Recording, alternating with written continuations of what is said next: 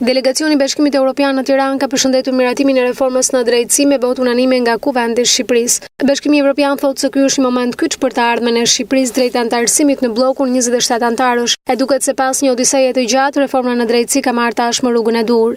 Kanë qenë orë të vona të mbrëmjes së djeshme ku parlamentarët në një votim unanim kanë dhënë edhe verdiktin mbi çështjen kaq të përfolur, siç është reforma në drejtësi.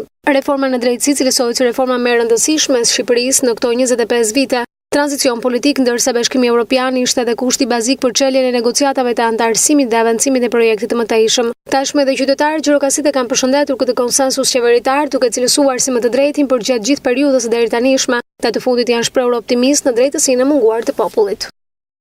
Në qoftë se faktohet që ata kanë vjedhur, kanë marrë padrejtësisht pasurinë e popullit, të dinojnë. Shumë i drejtë ishte vendimi që qeveria propozoi, vendosi që ta bëj. Shumë i drejtë. Edhe ata të djathtë ose të majtë që nuk janë dakord janë fajtor.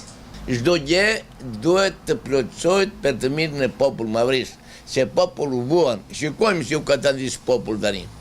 Pa pension, pa buk, pa asgjë. Për mendimin tim në shofi qeveria është saktë të funksionojë.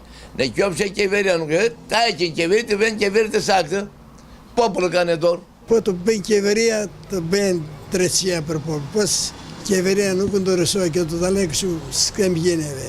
Në qoftë se do zbatohet ajo që vendos në parlament, të gjithë treguesit, do ketë drejtësi.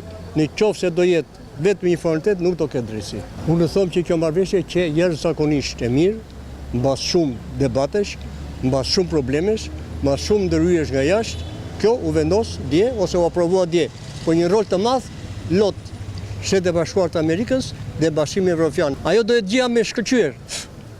Që drejtësia të jetë drejtësi, pavarësisht se çfarë je deputet, je ministër, je punëtor, je fshatar.